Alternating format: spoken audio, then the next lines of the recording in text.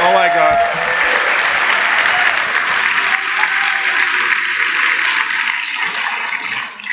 Well, thank you all. It's great to be here. Thank you for coming out. And I want to thank Helen and Charles and all the dedicated people that organized this conference. It's been great so far. I've really enjoyed some of the talks. I haven't seen everything, but what I've seen is pretty rich stuff. So I'm honored and pleased to be here, back in Portland after I don't know how long. I think the last time was the herb stomp. Yeah, okay. And also I wanted to thank Dr. Garcia Romo, or Romeo, however, for giving us the latest state-of-the-art on the research on psilocybin and all the other speakers. But thank you. I'm glad that he was the last next to me. As you can see, there's a lot going on in the world of psilocybin, and I thank him for mentioning the Hefter Research Institute, so I don't have to so much. It's the little institute that nobody even knows what it stands for. We don't have good publicists like MAPS, but anyway, we're doing good work, or the people we're supporting are doing good work, so check out the hefter.org if you have a chance. So I'm going to shift the focus a little bit away from the therapeutic applications of psychedelics, and it's not even exclusively about psychedelics. It's about plants, it's about psychoactive plants. The genesis of this talk and this project, it's called the Ethnopharmacologic Search for Psychoactive Drugs. And it's a conference that I helped organize last summer in the UK at a beautiful place called Tyringham Hall in Buckinghamshire. And it's the realization of something I've wanted to do for a long time, because there was originally a conference that was put on in San Francisco in 1967, sponsored by, of all people, or of all institutions, the National Institute of Mental Health. So your tax dollars, probably not yours, because none of you were born yet, but our tax dollars as American citizens went to this conference, which was held in San Francisco in the '67, the Summer of Love, but it was definitely underground, or it was in the background. It was a private conference, and the only thing that ever came out of it was the symposium volume by the same name, the Ethnopharmacologic Search for Psychoactive Drugs. The original program or idea was that there would be follow-up conferences every 10 years or so. Well, the war on drugs came along, psychoactive drugs became stigmatized, the US government became embarrassed that they ever had anything to do with sponsoring such a conference, so it never happened. In the 50 years that have passed since, there's actually been a lot of research in ethnopharmacology. And so I wanted to do a conference that would follow this up somewhat and look at the past, look at what's been discovered, also look at what the future of ethnopharmacology might hold. So that's what this talk is about. And one of the original participants in the 1967 conference is a man named Dr. Stephen Zara, a Hungarian psychiatrist and chemist, and he is still going strong at the age 95. And the reason we dedicated the conference to him, I wanted to do that because Dr. Zara is very poorly known in the history of psychopharmacology. But he is the person who originally definitively demonstrated that DMT was a psychedelic. And he did it in the only way possible. He did it by careful self-experiments. Maybe not all that careful. The backstory is that he was a researcher in Hungary. He wanted to work with LSD, which was not illegal at that time. This was like 1955. He applied to Sandoz for a supply of LSD so he could pursue his psychiatric research. They replied that because he was behind the Iron Curtain, they were not going to give him a supply to work with. So he basically decided, well, you know, screw you, I'm a chemist. So he made his own supply of dimethyltryptamine, and he injected it into himself over a number of occasions and demonstrated that it was indeed a potent psychedelic. So this is, you know, and I of course invited him to the 2017 conference, but he's 95, right? So he doesn't go anywhere. He is completely cognitively functional though, and he very kindly submitted a video, so he was a video guest, and which I have here. I'm not going to play it because you can watch it online, and in fact I should mention all of the lectures for this conference were live streamed on Facebook. So if you go to espd50.com, you can click a button and go to a site that has all those videos. Interesting story with Dr. Zara, who later came to the United States and spent a few years, ironically and sort of justifiably, as the director of the National Institute on Drug Abuse. So, you know, they were a little more progressive in those days, but but he gave a video, and also after the 67 conference he was there, he asked his supervisor, well, what's going on over in Haight-Ashbury? Who are these hippies? What's going on? And his supervisor said, well, you know, Steve, you ought to go over there and have a look. And so he did. He went over to Haight-Ashbury and he hung around for a couple of weeks and talked to the hippies and observed what was going on as a psychiatrist and a, you know, sort of anthropologist. And he wrote a report for the National Institute of Mental Health at that time. That's what he was associated with. He wrote a report, and his supervisor looked at it and said, we're not going to publish this. And so he stuck it in a drawer, and there it remained for 50 years. When I organized this conference, I asked him to submit that as his publication, which he did. He submitted the prohibited, censored publication that NIH wouldn't let him publish. And it's called, because he said, look, I'm 95, what the hell do I care? Right.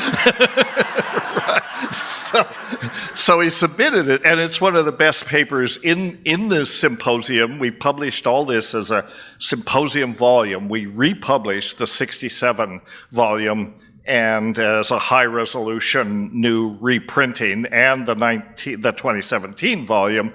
That's what you see on the book table. It was originally planned to be a limited edition, a collector's edition. We printed 1,000 copies, figuring, and helped, we pre-sold them, and that helped pay for the publication. We figured there was no way that we were going to sell more than 1,000 copies. A year later, I went on Joe Rogan and mentioned this. All the existing stocks sold out within 48 hours. We're now on our third printing of 1,500 copies.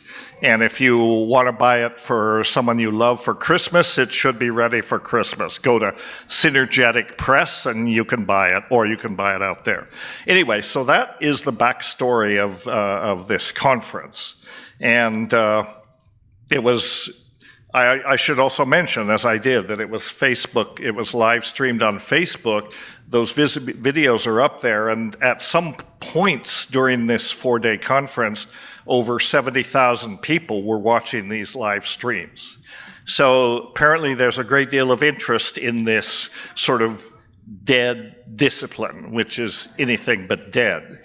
And that was impressive. So now a lot more people in the world know what ethnopharmacology means. I won't bother asking you if you know what it means. I assume you know what it means. And there are actually a bunch of different definitions. So it was fun to do this conference. This was something I wanted to do for a long time.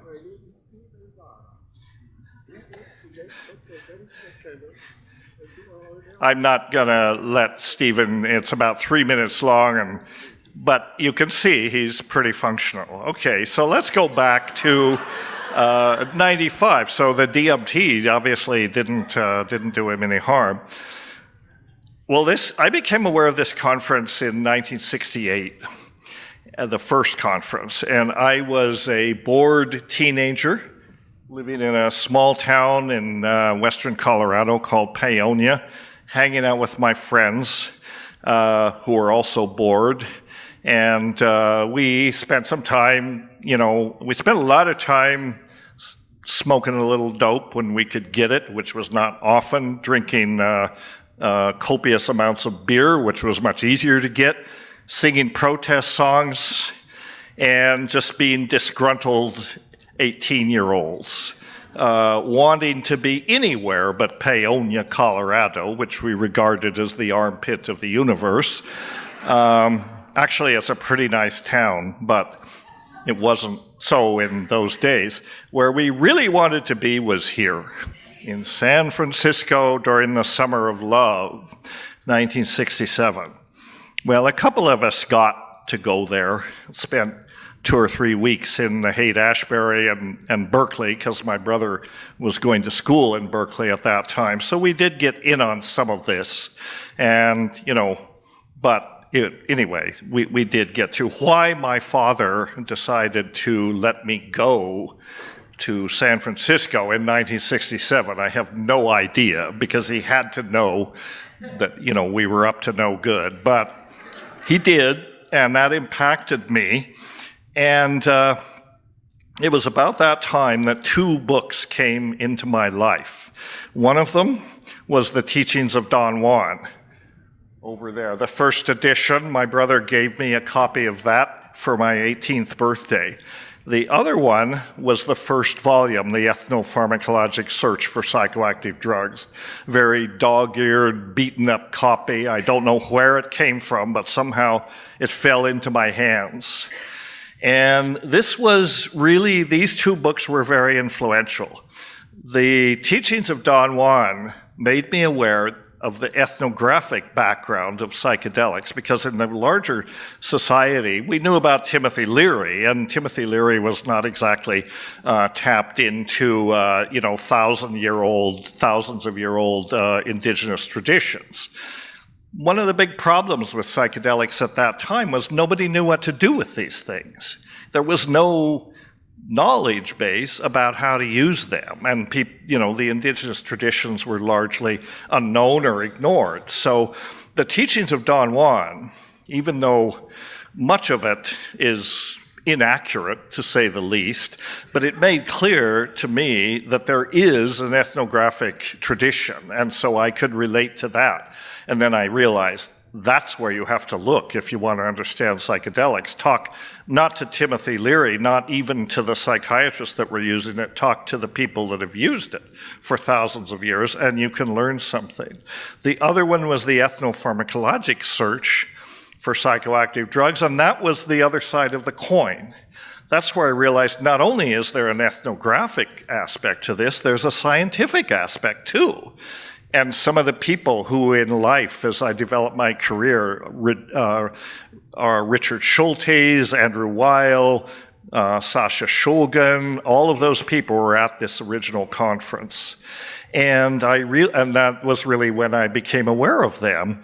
And I realized there's a scientific aspect to this. There's actual science behind the study of these psychoactive plants. And I was sort of searching around for, what career direction am I going to go? And, in my sort of 18-year-old naive brain, I thought, wow, I can actually get paid to get stoned.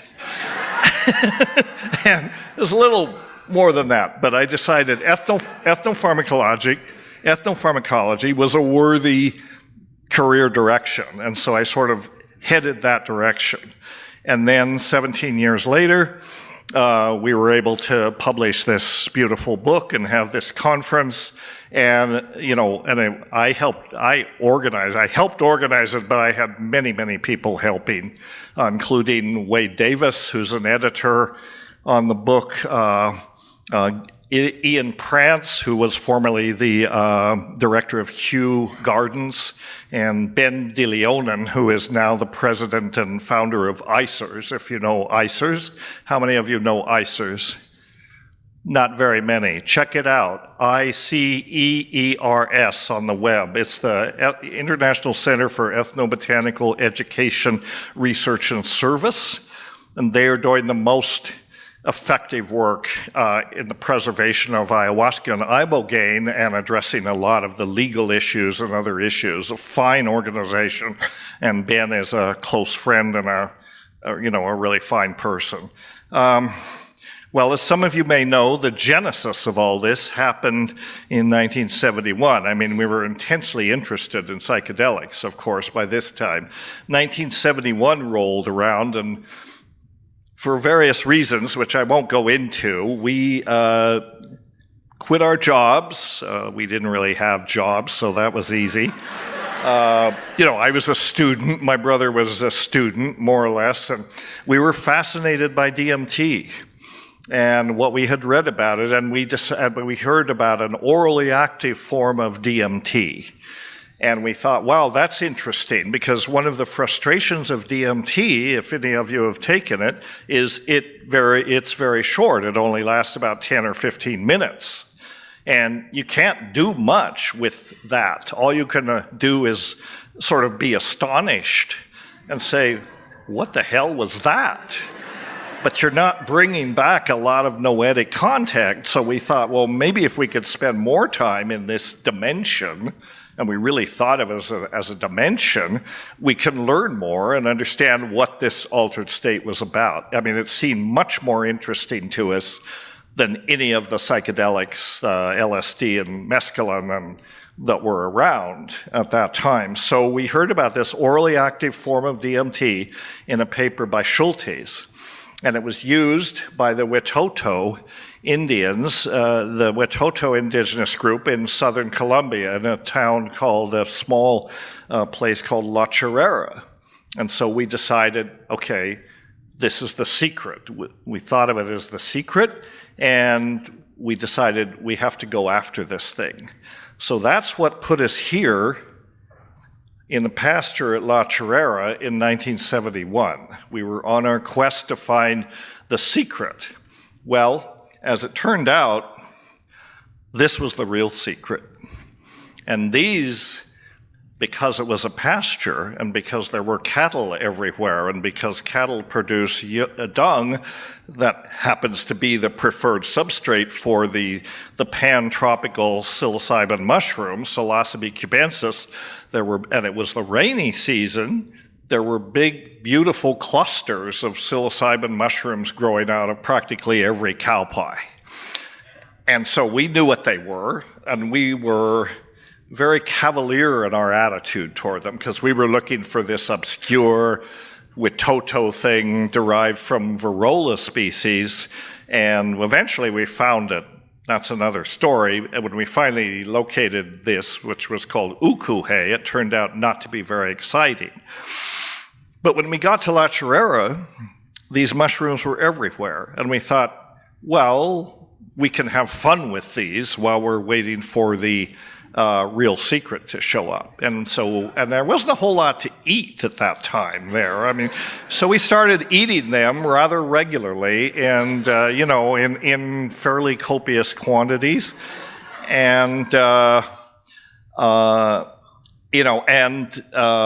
you'd be surprised they make a good omelet. They're not bad in mushroom soup. They're not that bad, really. I mean, they have a little bit of a bitter tang to them, but we ate them, and the mushrooms quickly reorganized our priorities and made us understand that, this is where the real secret is. And so I'm not going to go too far into that today because we'd never get out of here. If you want to read the whole story, you can read my brother's book, True Hallucinations, or my book, The Brotherhood of the Screaming Abyss, which is out there. And that unpacks the experiment at La Chorrera in fairly great detail. And actually, my book is the real story. He made his. Read them both, and you decide. Right?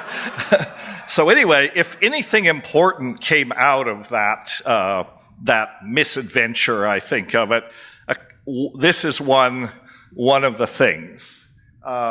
We brought back the psilocybin spores, the mushroom spores, with us, and over the next couple of years, we worked with them and figured out how to grow them. And part of the reason was that, basically the crazy things that happened to us, we wanted validation. We wanted other people to have access to these experiences so they could confirm that, yeah, this was a very weird dimension of human experience, or that we were totally nuts, and it was only us that was having these experiences. Well, as you who are experienced with mushrooms probably know, it was the former. It opens up the portals to some very, very interesting altered states. And my brother famously said, we're involved in a symbiotic relationship with something that has disguised itself as an alien invasion so as not to alarm us. And there's some truth to that. So anyway, that had an impact on society in the sense that it put this non-toxic, easily produced psychedelic in the hands of, just about every creative 10th grader that got their hands on this. And it's been the subject of many a science fair project, in the early 70s. And so in that way, the mushroom did, in fact, invade society very quietly and subtly and totally successfully without a shot being fired. So that's a good thing. Here's what we thought we were looking for when we originally went to La Chorrera. It was a drug medicine derived from Varrola, which is a genus of trees in the nutmeg family. In other parts of the Amazon, the sap of Varrola is very rich in DMT and 5-methoxy-DMT, and various tribes, such as the Yanomami, extract the sap, and they make a powder out of it, and they use it as snuff, as is shown there at the bottom. And and they use it as a snuff because, as many of you know, these tryptamines are inactive if taken orally. And the reason they're inactive if taken orally is because they're destroyed by enzymes in the gut, monoamine oxidases. So if you take a monoamine oxidase inhibitor, such as found in ayahuasca, then it becomes orally active. And this was not ayahuasca, and we didn't know anything about MAO inhibitors at that time, or that might be in there. But it was reported as an orally active DMT-containing psychedelic. It was also a dying tradition. We went to La Chorrera, which was the ancestral home of the Witoto. And what we found was that they'd largely forgotten about this. Some of the people there remembered that this was something their fathers, their grandfathers used to do. It was a very impacted society due to the atrocities that had been committed during the rubber boom. But there were some people there who, remembered that this was part of their shamanic tradition. And some were willing to, give it a try to prepare it for us. And we collected it, and after an extensive process of cooking and concentration, mixing with ashes and so on, the final product looked something like this. And you took maybe a third of this sort of bolus, and it had a very dramatic and quick effect. Not particularly psychedelic and not particularly pleasant. We got about 7 of these different samples from different practitioners. We tested them all in the field, like good ethnopharmacologists should, and actually only 2 or 3 of the 7 or so that we collected had any activity at all. And this particular one, when I got it back to the lab in British Columbia, I was a graduate student at the University of, at UBC at that time. This was 10 years after La Chirera. And I bioassayed this one in the field, and I said, this is a lot like 5-methoxy-DMT. What limited experience I had of it at that time. And so when I got this back to the lab and could actually put it through the HPLC and all that analysis, it turned out exactly right. It had basically very high amounts of one alkaloid, 5-methoxy-DMT, and it was definitely orally active. So this is the gentleman that produced this for us, Don Marcos, who is actually not a Witoto. He was a Bora, very closely related tribe, and he remembered how this was made, and so we were able to get the sample and document how he made it. So, and then this became 1/2 of my doctoral thesis at UBC. The other half was ayahuasca. I was interested actually in comparing these two because both orally active tryptamine-based psychedelics, completely different botanical sources, but similar pharmacology, or so we thought. So that was kind of the rationale. And the gentleman that was my informant for the ayahuasca part of the work was a shaman from Pucallpa named Don Fidel Mosambite, and we connected with him and his uncle, Don Jose.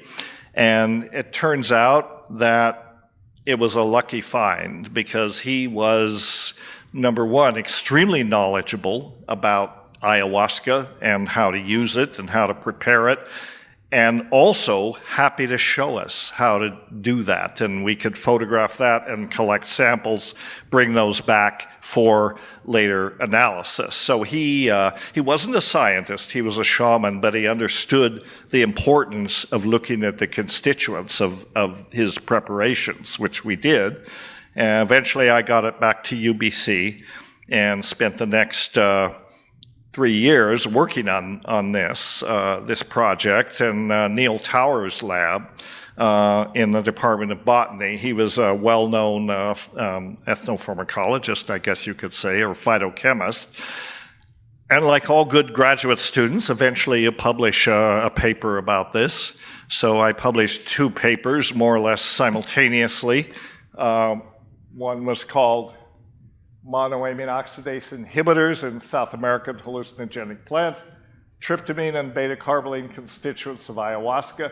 The other one was Constituents of Orally Active Myristicaceous Hallucinogens, in other words, the Verolas, which are in the nutmeg family, in the Journal of Ethnopharmacology. So those were my first two publications that came out of this work. At the same time, my friend Luis Eduardo Luna, who I still work with and is probably the world's expert on the ethnography of ayahuasca, was in Iquitos studying that with his informant, shown here, Don Emilio Andrade, who is part of this, what I kind of call the old school of vegetalismo, as the tradition is called in the Amazon, and also turned out to be an extremely valuable informant.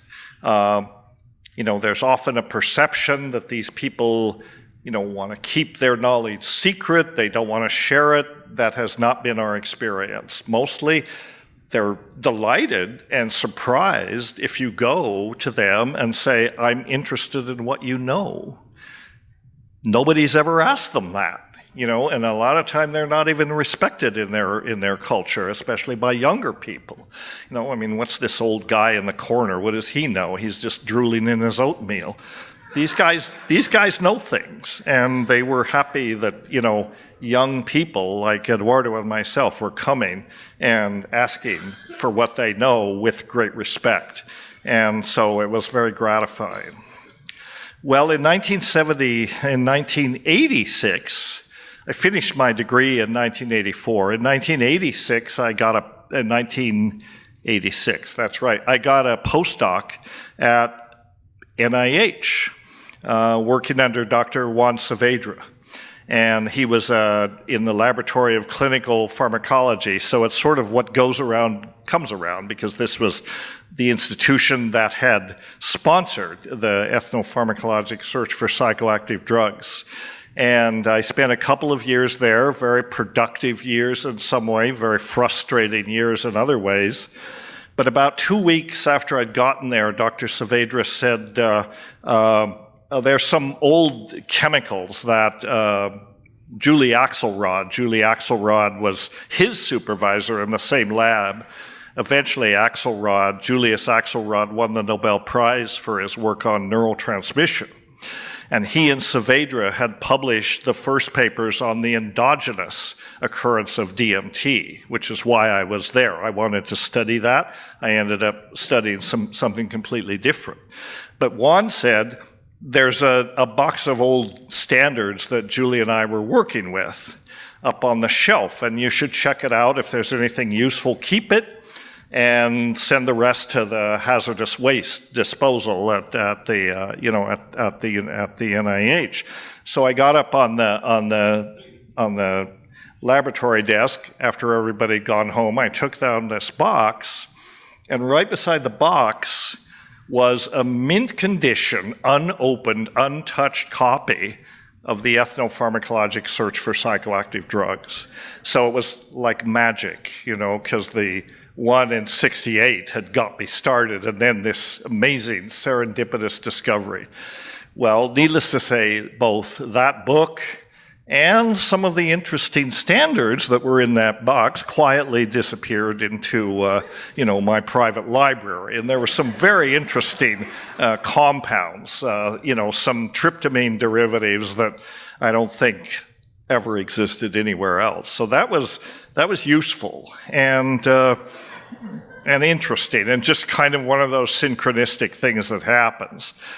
Okay, in 1991, flash forward again, I finished that postdoc, and I was working actually at this time for Shaman Pharmaceuticals, which was a startup pharmaceutical company in the Bay Area that was ethnobotany-driven drug discovery. That was the idea. They'd hired me as the director of ethnopharmacology for whatever that meant, but during this time, I was invited, along with a number of investigators, by the UDV, one of the Brazilian religions that uses ayahuasca as a sacrament in religious ceremonies, not really as a medicine. But they invited myself and a number of researchers in this field at the time to come to Sao Paulo for a conference. And the conference was put on by the medical division of the UDV.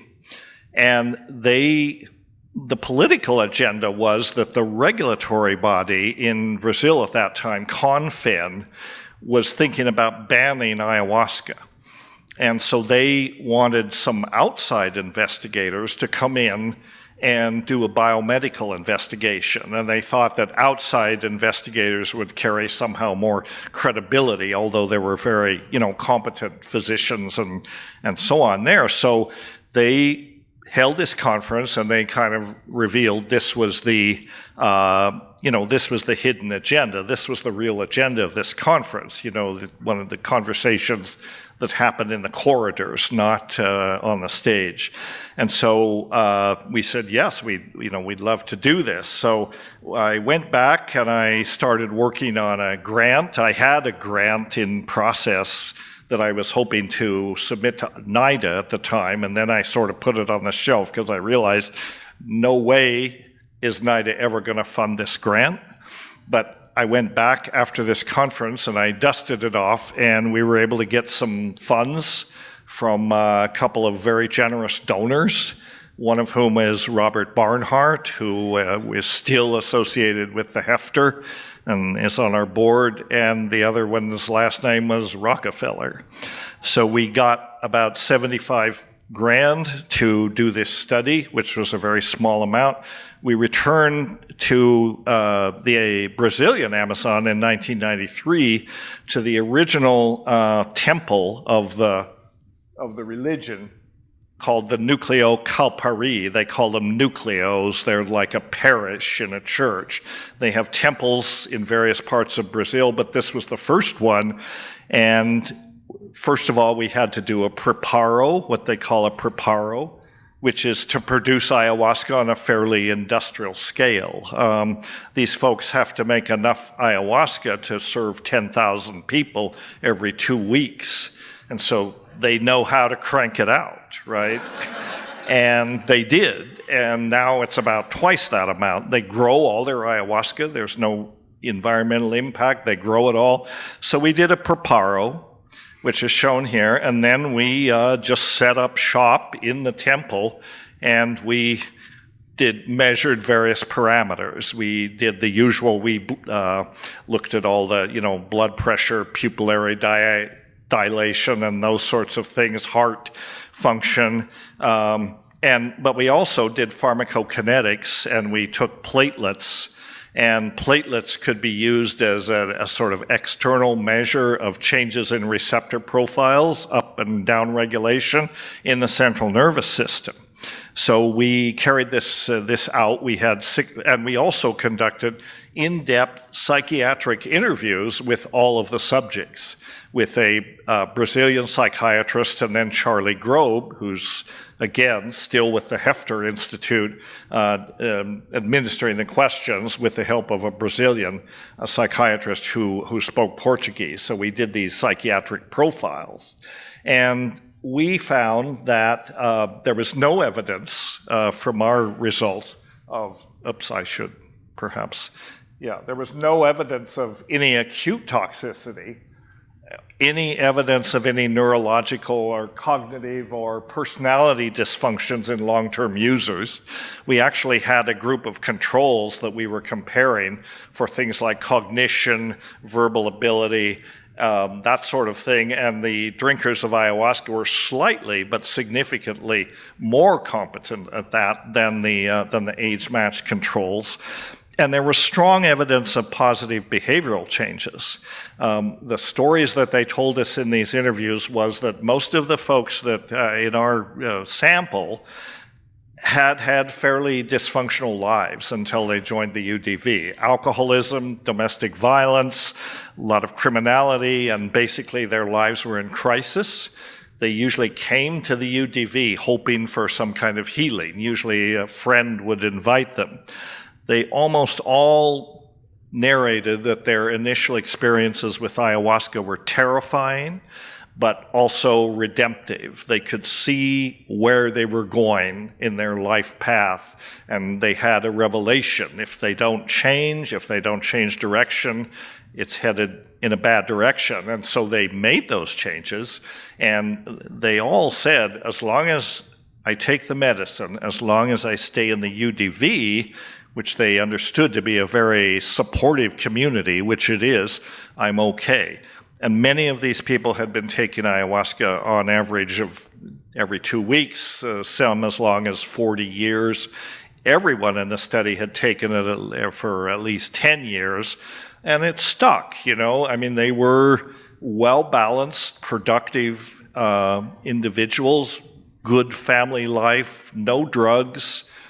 None of them even smoked. I never saw any of them even light up a cigarette, and alcohol was just not happening. So it was evidence of the, on the behavioral level of the therapeutic effect of ayahuasca in this particular context, and that was very interesting. And what was also interesting was there was a sort of unexpected, yes, okay.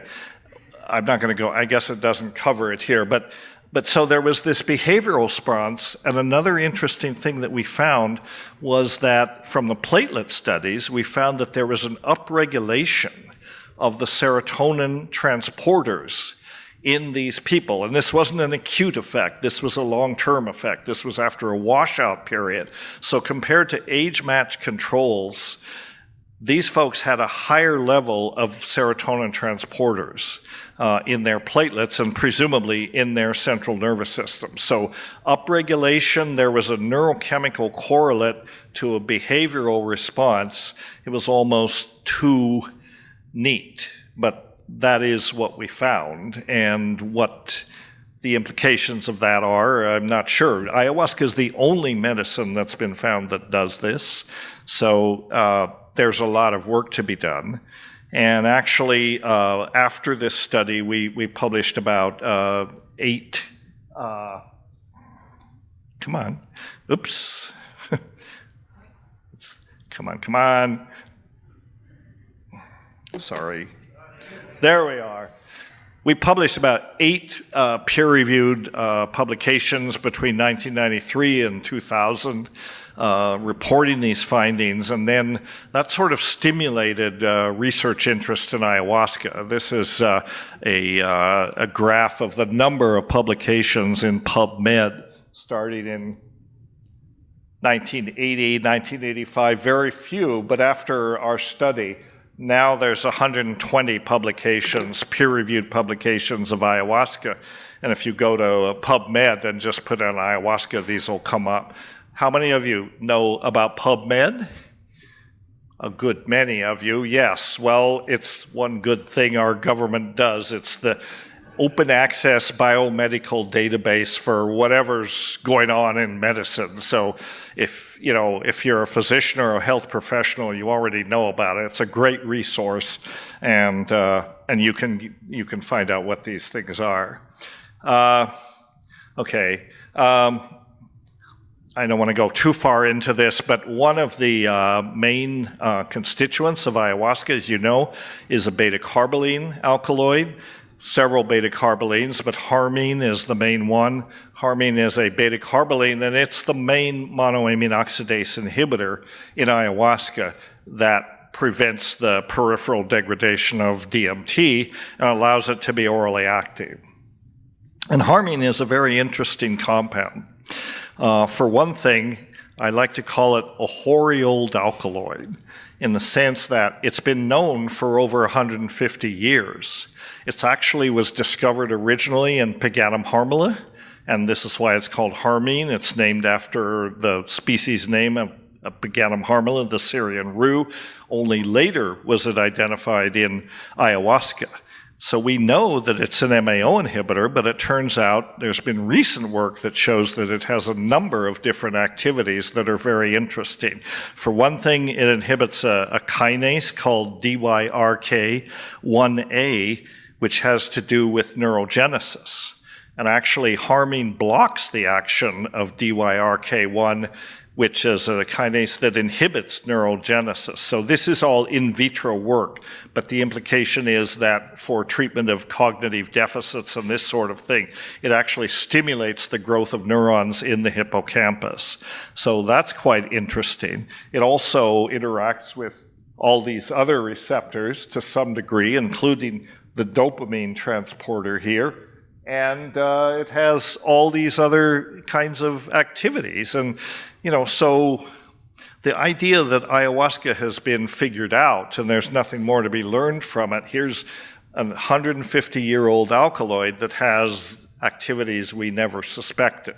So there's a great deal to be discovered. And it has other effects that are not necessarily on the central nervous system. It inhibits MAO and various enzymes. It's light-activated intercalation into DNA. It has anti-tumor activity, antiviral activity, and of course anti-parasitic activity, which is one of the main reasons that ayahuasca is protective against parasites in the Amazon. Very useful to have ayahuasca around because everyone has parasites, or there are many parasites to worry about. Another paper that we published, Luis Eduardo Luna and I, after I did my degree, was called Biodynamic Constituents in Ayahuasca Admixtures. Ayahuasca is sort of the center of a pharmacopoeia of traditional ethnomedicines, not just ayahuasca itself and chacruna, but many other plants that are sometimes used in conjunction with it or used during the dietas, which are a process of, if you're initiating, learning to use ayahuasca, you have to diet with these other plants. So we did a kind of extensive literature search on these other associated plants, and found, interestingly, that the 52 genera that we looked at, 23% were considered hallucinogens in their own right, not as admixtures to ayahuasca. 6% had unknown constituents. So there's a great deal of unknown chemistry here that still remains to be done. And these plants resemble these plants are the ethnopharmacopoeia, if you will, of Amazonian traditional medicine. You can go to any herbalist stall in Iquitos or other parts of the Amazon and purchase these remedies, and some are associated with ayahuasca. This is where 80% of the world gets their medicines, and this is one reason why the World Health Organization has said that the preservation of this ethnomedical knowledge is so important, because if number one, they don't have access to pharmaceuticals, and number two, these medicines are important for public health, basically. So, and many of them come from, threatened environments.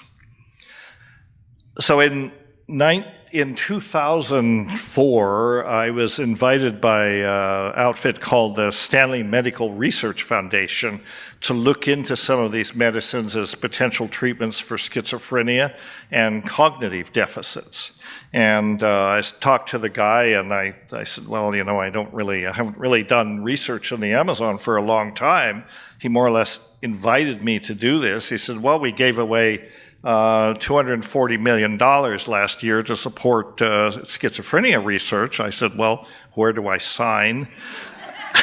I didn't get that much, but I did get $500,000, and that got me down there for the next 4 years.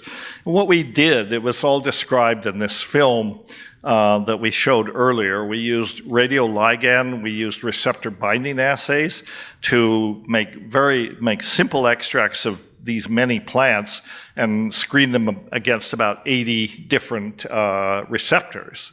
And the idea was to find a novel compound that had the right profile to do this treatment. Well, we didn't get there, but we did get some interesting results, which is shown here. I don't know if you can see it, but these are These are receptors on this axis. These are the percent inhibition of these extracts. So as you can see, these are the serotonin receptors, and there's a great deal of activity. It seems to be concentrated there.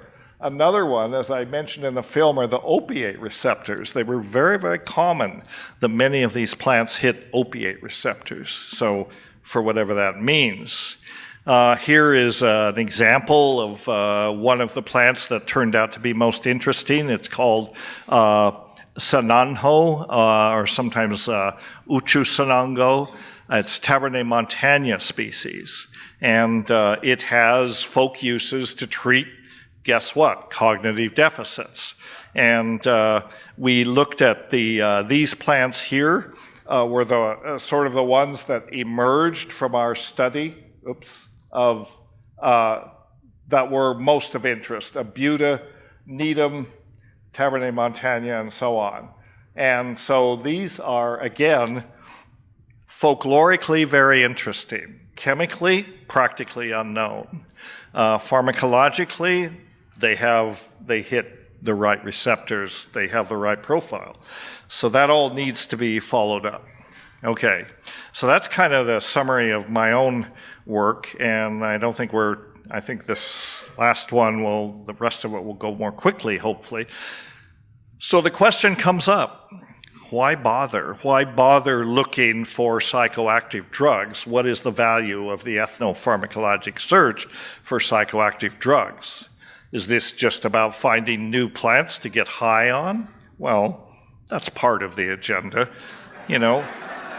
But the real agenda is that this work actually has value. New psychoactive substances, whether they're natural or synthetic, novel structures can often point to novel pharmacological mechanisms and novel cellular and molecular targets.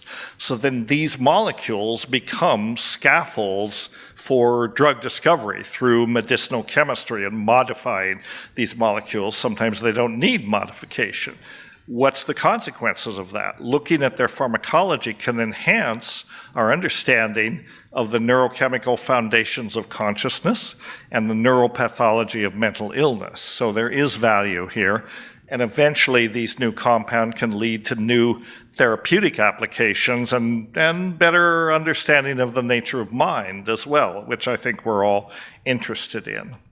So here's just a few significant discoveries in the last 50 years in ethnopharmacology.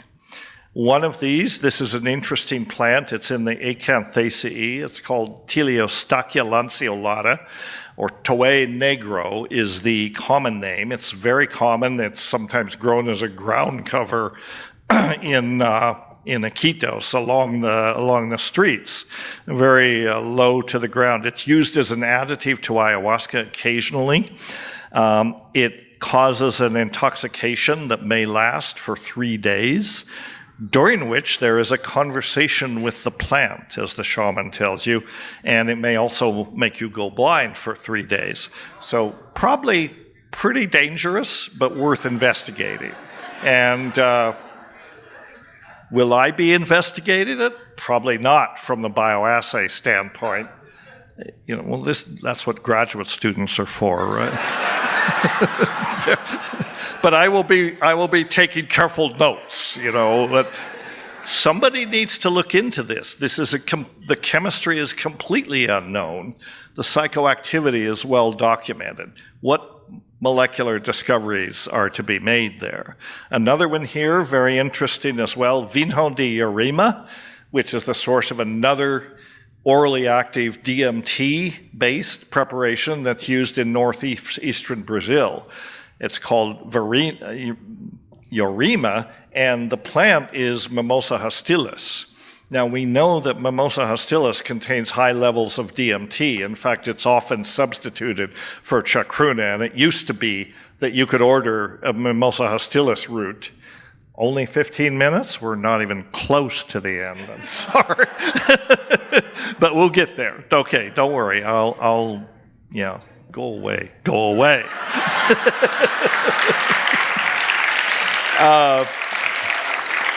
The puzzle about Mimosa hostilis is it's orally active. There's no MAO inhibitor that we know about. So how does it work? Well, recently, this interesting molecule was isolated from it, and that may be an MAO inhibitor in itself, or it may be a psychedelic in itself. We don't know. It's interesting how DMT is caged within this molecule. The chemists among you will recognize the structure of DMT there. So it's possible this is converted to DMT in the body.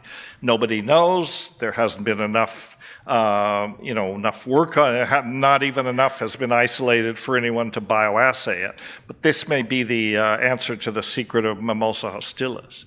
Recently, the acacias have gotten a lot of attention. The Australian acacias are a huge genus. There are over 1,200 species of acacia, mostly from Australia. We know at least 100 species that contain enormous amounts of DMT. About 2% of the leaves of acacia, of these psychoactive acacias, are DMT. Ironically, in Australia, the acacias are known generically as wattles. The group is called wattles. Acacias are the national tree of Australia. All acacias are now illegal in Australia, which is kind of ironic. I'll try to move quickly through these. There's the toad shamanism, particularly Bufo ovarius, that contains high levels of 5-methoxy-DMT, and now smoking toad has become a kind of a popular thing. There's not a lot of evidence that there was traditional use, but there may have been. How many people here will admit to having smoked toad?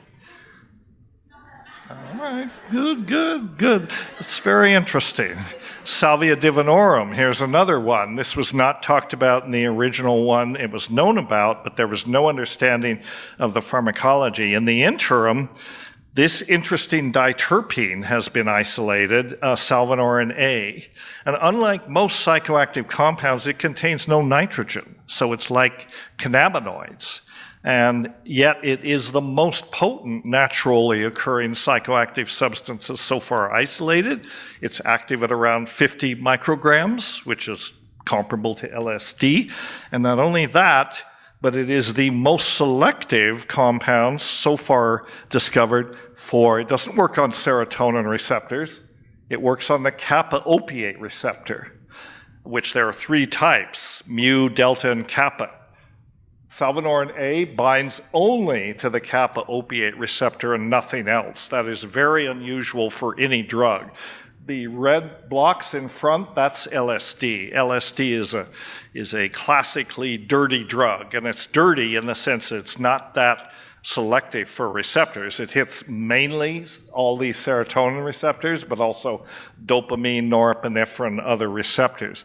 So salvinorin A, whether or not it ever yields anything therapeutic, is just interesting for pharmacology because there's no substance known that hits the kappa receptors that selectively and with such potency. So this has been looked at with medicinal chemistry, and this may have medicinal applications.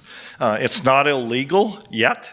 Probably some of you have experimented with it. I think one reason it's not illegal is that it's dysphoric. For most people, once is more than enough. So it's kind of a built-in protection against abuse. Here's another one, kava, which is probably well known. Kava is a member of the pepper family, Piper methysticum. It's used as a recreational beverage throughout Polynesia, and it's not illegal. You can buy it as a supplement, and it's very nice. It produces a kind of a mellow intoxication like alcohol, except nobody gets aggressive, nobody's judgment is impaired, and they use it in traditional societies to talk story. That's what they call it. The men and the women chew the root, they spit it into these bowls, and then it's mixed up, and you drink it, and it's quite nice. It's rather an acquired taste, but if you get used to it, it's very pleasant. Again, this is another example where the active principles, so-called kavapyrones, do not contain nitrogen. And some of them are muscle relaxants, some are anxiolytic, and some are euphoric. So there's euphoriants. So there's a spectrum of chemovars, which are selected for these different properties. And it has therapeutic uses, like this, anxiolytics, skeletal muscle relaxant, calmative, higher doses. It's a reliable sleep inducer. It may be useful for controlling seizures. It has neuroprotective properties in stroke. It's an analgesic. It does not work on opiate receptors. It's a local anesthetic, and it's a topical antifungal. So if you happen to have a fungal infection and are anxious, you can take kava. Works on both. Of course, you all know about iboga and ibogaine, so I won't belabor this. This is an African plant in the Apocynaceae, and it is the source of, and it's used traditionally in the Bwiti initiation rites in Africa, Bwiti tribe. When young people, men and women, are ready to become adults, they chew copious amounts of iboga roots and they have a 3-day experience in which they are visited by the ancestors. And the ancestors appear and lay down the principles of the tribe. And this is what you have to do if you want to become a good member of, adult member of Bwiti society. Ibogaine is the major active alkaloid. It's not a psychedelic, but it hits a variety of receptors.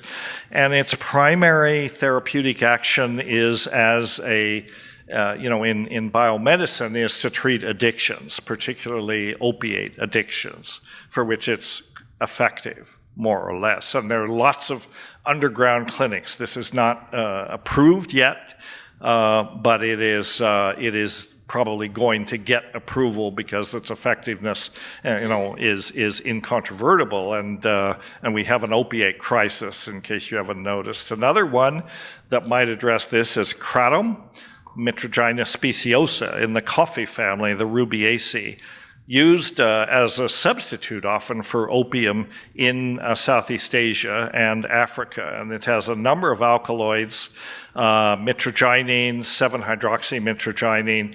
Basically, they target the opiate receptors. This may be a kind of an herbal methadone. It's used in Southeast Asia for people who are addicted to opium or heroin. They take this to help taper off. Or sometimes they just take it because it does have opiate properties. Here's another one, Scaledium tortuosum, also called Kana, from South Africa. And this is another plant that's used traditionally that's actually, it has SSRI properties. It's both an anxiolytic and a stimulant.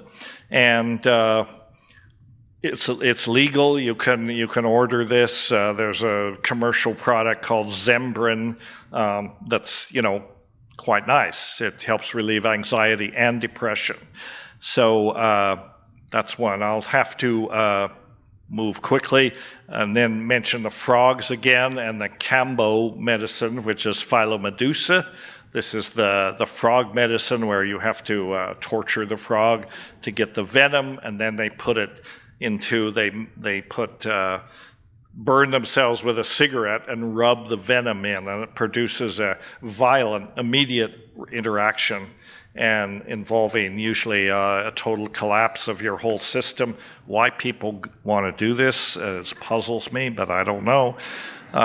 Anyway, so what else is left? What else is out there? Well, it turns out a lot of things. Where are we at, Charles? How long? 10 minutes? Oh, no problem. Okay, great.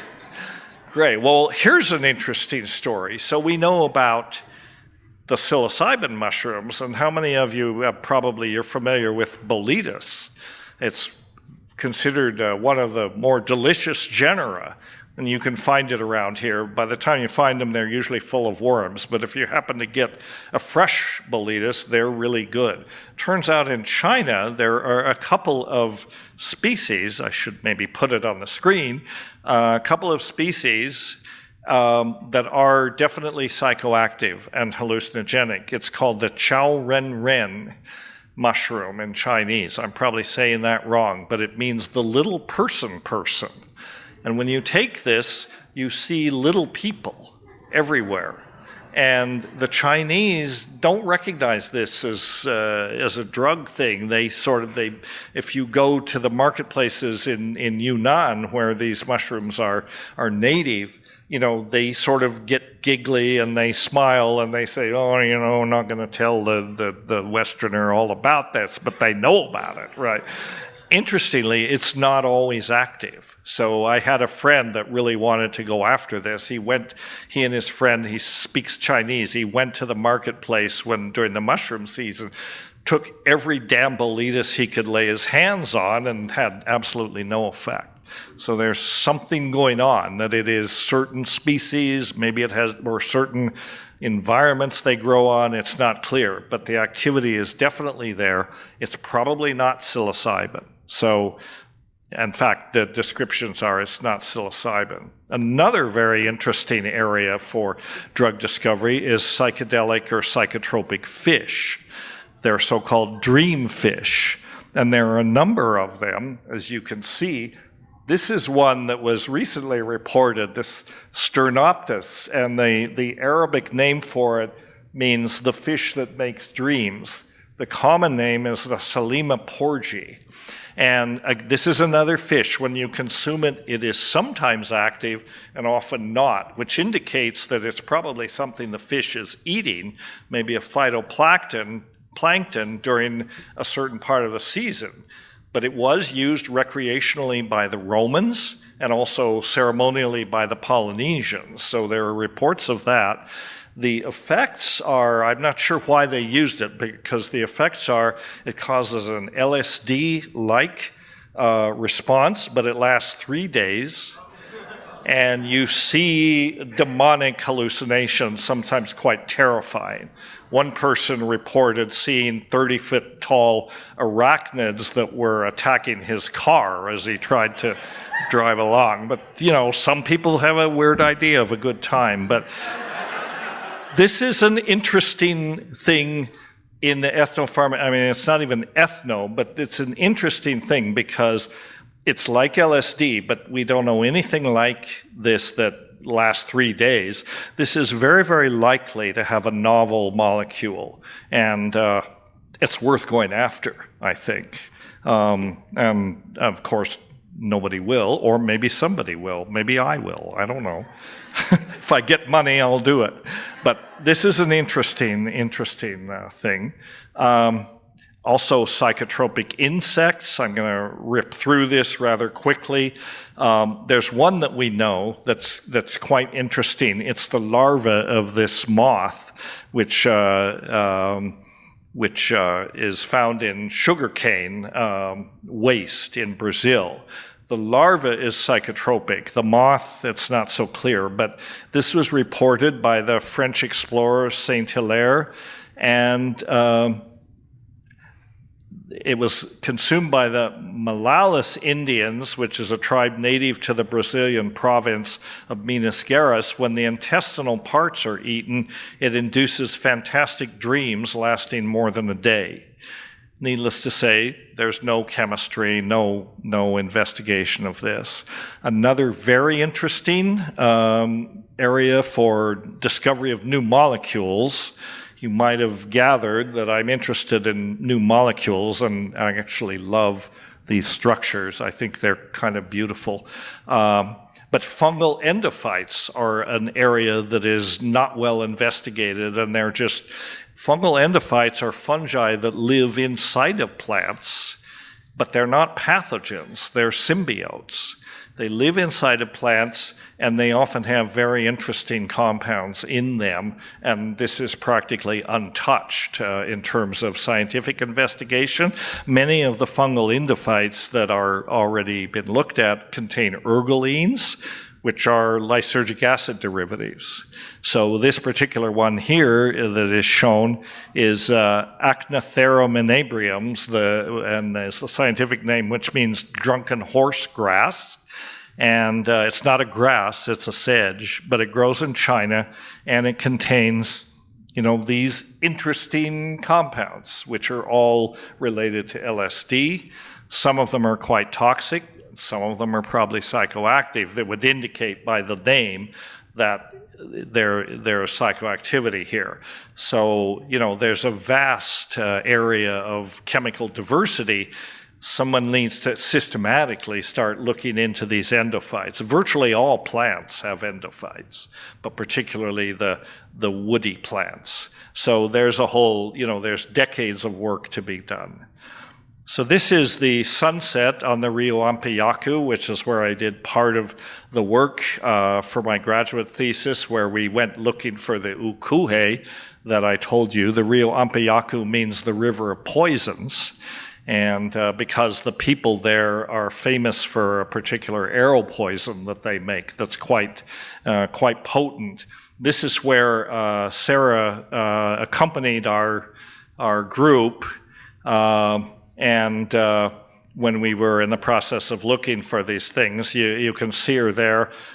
We managed, she was in the process of going native, but you know, we managed to extract her out, and now she lives in New York and works for Discovery Channel, and she has a husband and 2 lovely daughters and lives quite a normal life.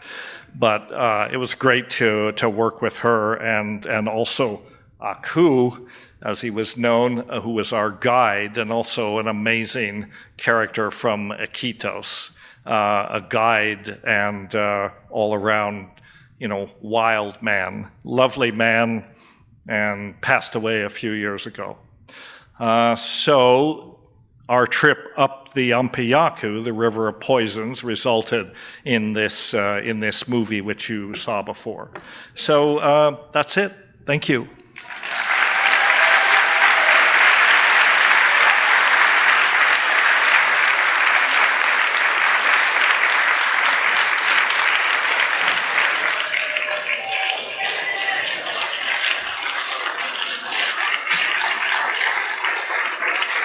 Wow. Nice. Thanks.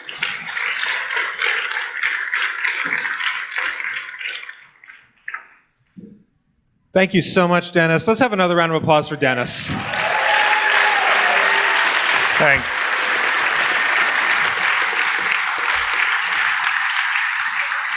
Okay, we're going to get started with the Q&A, and this gentleman's patiently meeting me out here. I have to caution you on the Q&A. I'm deaf as a post, actually. My wife never fails to remind me. So I do have hearing aids, but you do have to speak strongly and not yell, but speak clearly. Thank you so much, Dennis. I actually had a question about harmine. Okay. I've been doing research. I'm a type 1 diabetic, and I found recently that it has been used quite a bit as a potential reversal of early stage type 1 diabetes. And I'm actually curious if there's any folkloric or ethnographic history that you're aware of it being used in tribes for treatment of diabetes. It's used for the reversal of what? Type 1 diabetes. Type 1 diabetes. It's used for the reversal of type 1 diabetes. I am, in folk medicine, right? It's in early stage research right now. Really? Yeah, I have heard that. I can't tell you much more about it except that I have heard that. So that's interesting. Another interesting thing about harmine was that back in the 30s, when it was one of its earliest clinical uses was for Parkinson's. And it came on about the time that the drugs that we use now, L-Dopa, and those things were being discovered. But Louis Lewin, who is a famous psychopharmacologist, isolated harmine, which he called telepathy, I believe, or banisterine. And interestingly, harmine has been isolated several times under different names from different plants, but he gave this alkaloid, which he called banisterine, which turned out to be harmine, to his friend Kurt Beringer, who was a pharmacologist. He gave it to Parkinson's patients with very good initial results. And the drug was sort of put on the shelf, and they never went anywhere with it because the other ones were being developed. So that's kind of an interesting part of history of harmine. That you could make a whole career out of harmine. Just there's a lot, and all these beta carbolines is an unexplored area of natural products chemistry. So I'm not surprised to hear about the diabetic effect. Next question is in the center. Hi.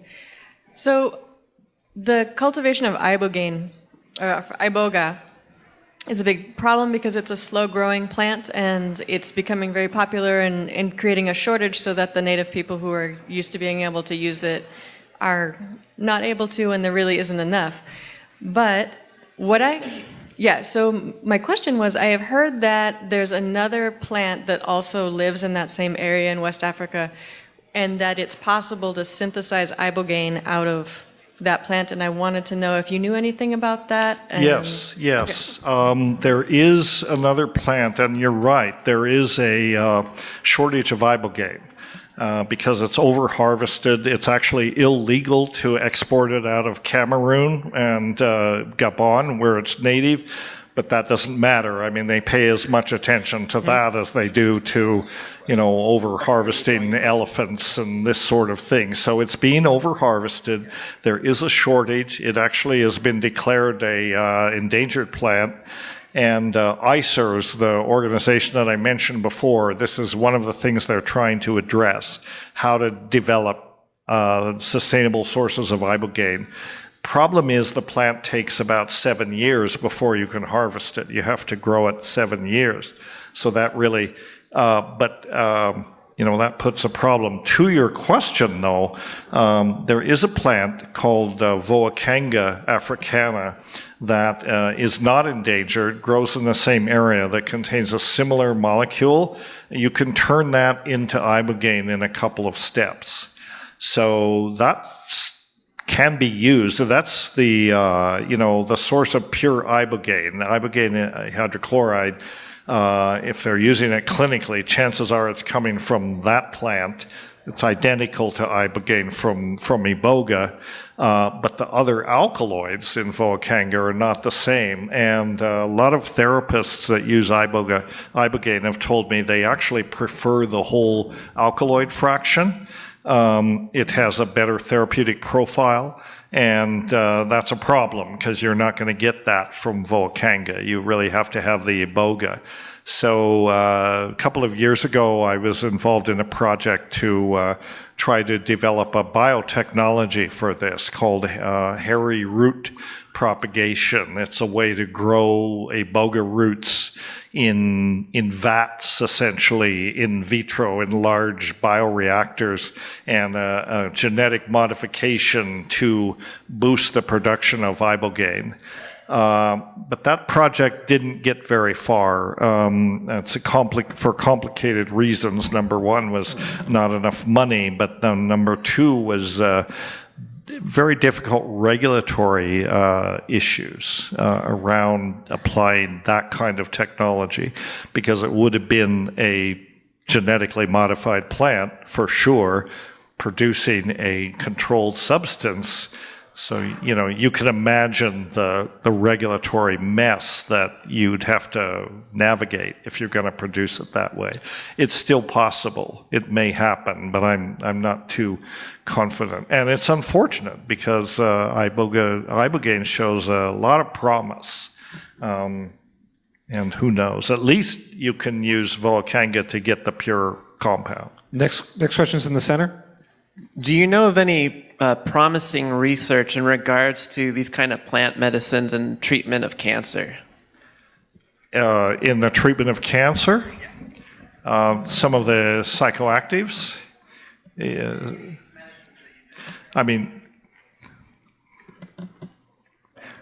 Could you clarify what he said? The basic question was whether there's anything in the ethnobotany category that is being used to treat cancer that you're aware of. Oh, yeah. Hundreds. In folk use, hundreds of plants are used to treat cancer.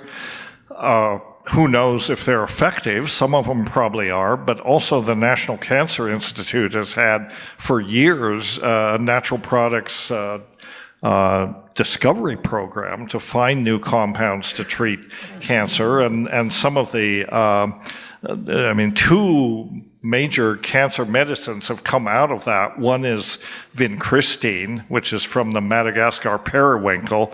The other one is Taxol from the Pacific yew. Both of these are like major cancer drugs, and they came out of the natural products program. And they had a screening program, which I think is still going on. If you want to look at sort of drug discovery from natural products and how to do that, read up about the NCI's natural products program. They have figured out how to screen hundreds, if not thousands, of plants, but their focus is on cancer, not psychoactivity, unfortunately. Next question is on your right. Excuse me? Next question is over on your right. Over here. Yeah. Okay. I think. Hi, I'm over here. Other way. Keep turning. Okay. Other way. Hey, over here. I guess I can't see. Your other right. Not only can know, I and not it's hear, impossible I with can't the- see. Okay, there No, you for are. sure. And I'm in the corner. Hello. Hi. Thank you very much for your talk. You mentioned earlier that a huge amount of pharmaceuticals and pharmaceutical potential come from these plants, and the knowledge of which, and a lot of the knowledge that you've gained has come from indigenous peoples and has an effect on genetic diversity. What efforts do you know what efforts are being made to help potentially return some of the profits being made from drugs to those communities and to preserve genetic diversity? Very little. Pharmaceutical companies in general, they're not, they're interested in making money. And they don't really acknowledge, as a rule, their debt to indigenous people. And this has been going on for years. I mean, it's called biopiracy, basically. And you can look at a lot of indigenous medicines, not only medicines, foods, everything else that, the so-called developed world has taken from the traditional world. It's becoming a problem because, well, for one thing, it's an inhibition to drug discovery. I mean, indigenous people are now finding that, they've been essentially taken advantage of. This knowledge has been co-opted and appropriated by the pharmaceutical industry, which has very little interest in giving anything back.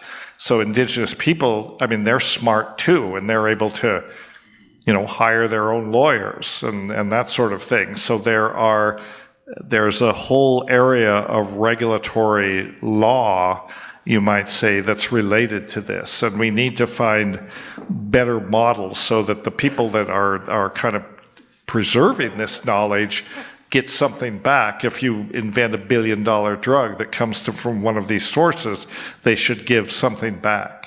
But it's tricky because now they have, and the governments in these biodiverse countries like Brazil are saying, you don't get access to this anymore because you've been ripping us off. And so how do you negotiate a relationship that allows the science to go forward and actually give some benefit eventually to the people? It has been done. I mean, there are models for this. And actually, unexpectedly, the National Cancer Institute, again, because they've been going at this for so long, since basically the beginning of the 60s, they've worked this out, and they have figured out ways to collaborate with governments, collaborate with indigenous people in ways that respect this knowledge. And, so if we want to, I mean, you wouldn't expect this of a government agency, but they've worked it out. So there are ways to do it. The problem is that the environments, the species, and the knowledge is disappearing very rapidly. We're cutting down the rainforest so fast. There are literally trillions of dollars worth of drugs to be discovered in these high biodiversity environments, but there's no systematic effort to do that. We have time for maybe one or two more questions. The next question is here in the center. Could you tell us about the center that you're starting in Peru? A little bit about it. No. Oh. Stay tuned. Is there another question out here? Down front. Could you please tell us what is next for you, what excites you, what you're doing with the Hefner Institute? What are you looking forward to now? I have to refer to the previous question. Well, there's a lot to be done. I'm still excited about ethnopharmacology. I think it's more promising than ever. There's a lot of discoveries to be made. I'm also excited, obviously, about psychedelics, or I wouldn't be here. And I guess, as I look ahead, what I'd like to see, I'm a little concerned that the psychedelics and medicine, the directions seem to be bifurcating. And on the one hand, you've got the push to develop something like psilocybin as a pharmaceutical, with all the problems that creates, because pharmaceutical pharmaceutical companies, they want ownership. And they want ownership because they want to make money. But I think, there needs to be pushback against that. There needs to be some people that stand up and say, well, look, these are the people's medicine. They've always belonged to the people. How do we find a regulatory structure that will let ordinary people have access to it, that are not prescription drugs and that are not owned by pharmaceutical companies? So that's a regulatory front and a front for activism that we really need to address. And if your inclination is toward lawyerly things, and the law and all this is a good place to put your effort. I personally have a few biases. I think that, one approach to this could be, you could simply make a distinction between plants and drugs. This might be a place to start.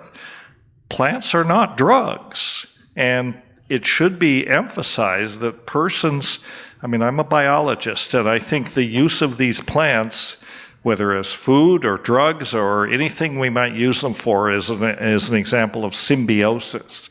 That's beneficial relationships between different species. That's what it means in biology, and we should be part of that conversation, and we should emphasize people have a fundamental human right to form a symbiotic relationship with any damn plant they want.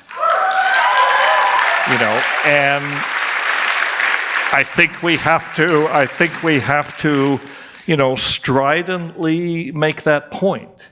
And, the people that are developing psilocybin as a pharmaceutical, more power to them, and yet there seems to be, I'm happy to see psilocybin come into the clinic, but the people that are putting the money up and, and fundamentally supporting this are not the most ethically advanced people in the world.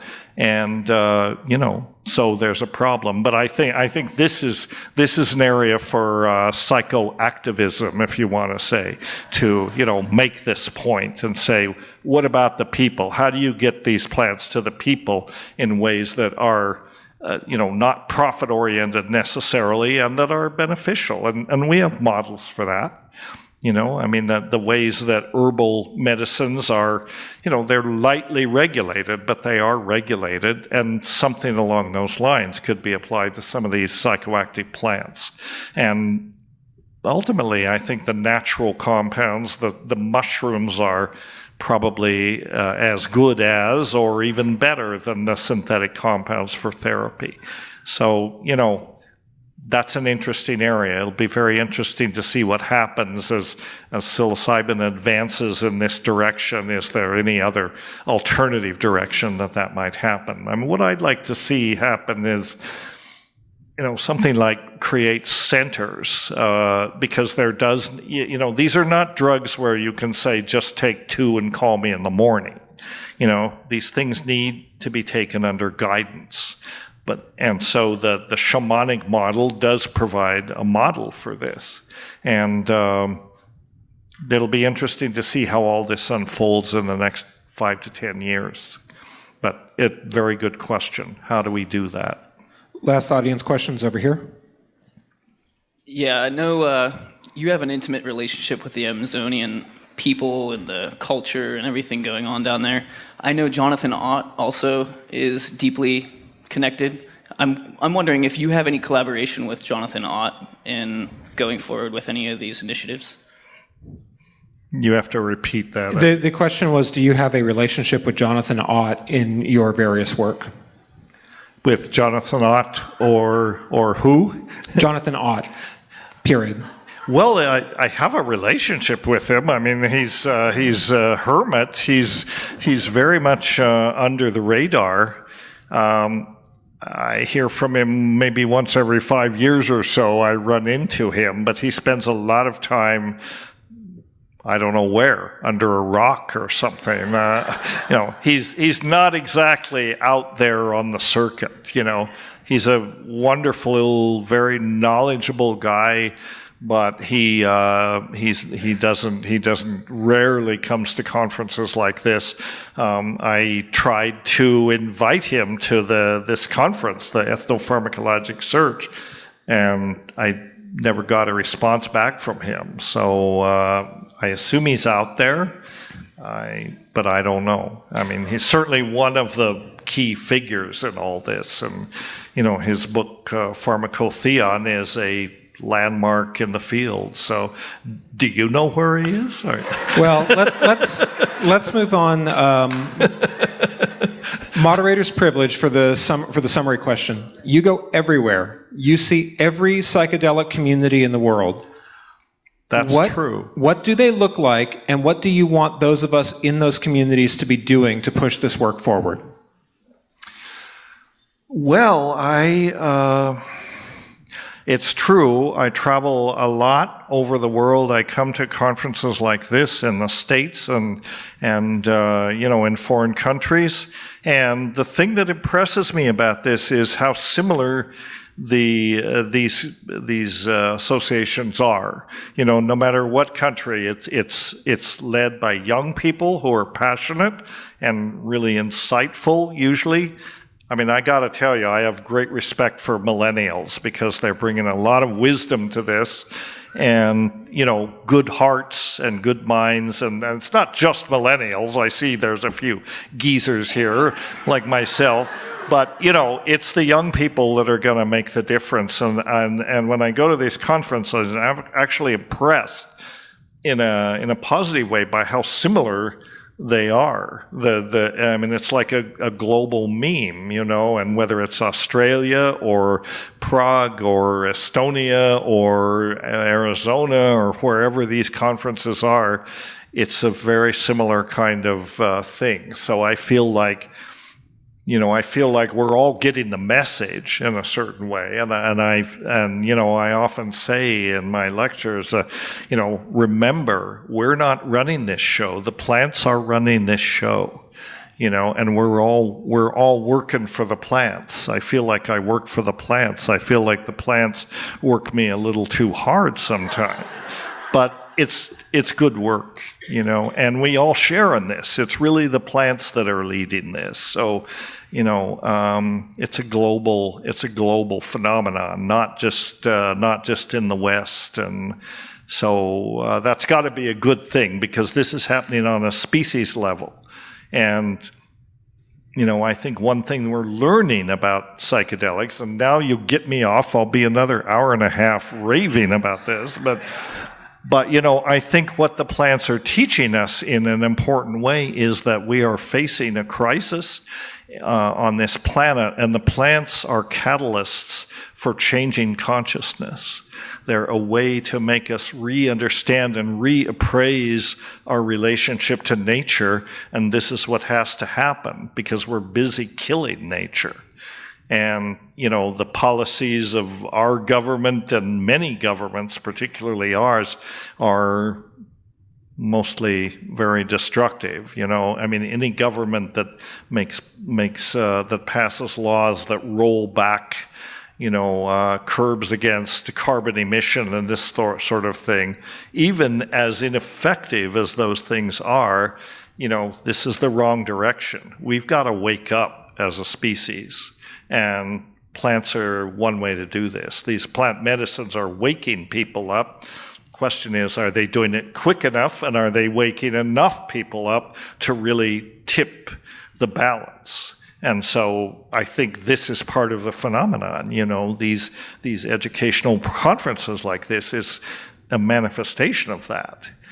So just listen to your medicines and do what they tell you. Thank you.